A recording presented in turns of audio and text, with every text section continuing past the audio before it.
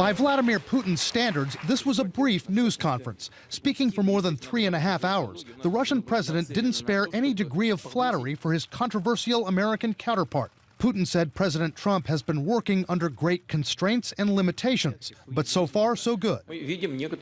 Objectively, we can see a number of fairly serious achievements over the short period he's been at work.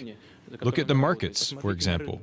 What's Putin's calculation for complimenting President Trump? Vladimir Putin wants to be in a position where he's grading the administration. It elevates his status, certainly in front of his own people, as if he's assessing the Trump administration. He also wants to drive a wedge between the administration and the Congress. He's acutely aware that it was the Congress that pushed the sanctions over the summer. Putin also brushed off the investigation into potential collusion between the Trump campaign and Russia, the former KGB colonel calling it espionage mania.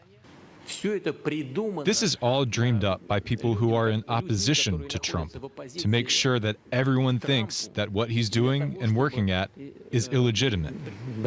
It's just delirium.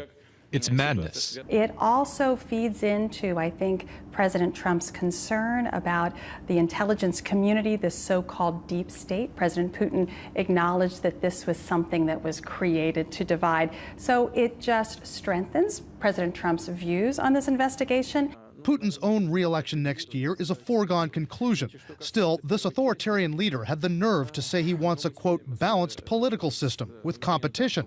He was asked why there's no effective opposition running against him. When you are talking about opposition, it's not a matter of just demonstrating in the streets. What you have to do is propose something to make things better. This from the man whose opposition has an extraordinary habit of meeting up with violence. Alexei Navalny, the most vocal opponent of Putin's who's still alive, has been arrested on corruption charges he says are concocted by Putin.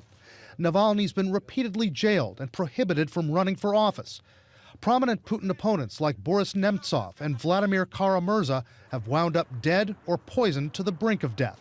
People that threaten the stability and the longevity of that regime suffer consequences, fatal consequences, or they are bankrupted, they are, forced into exile.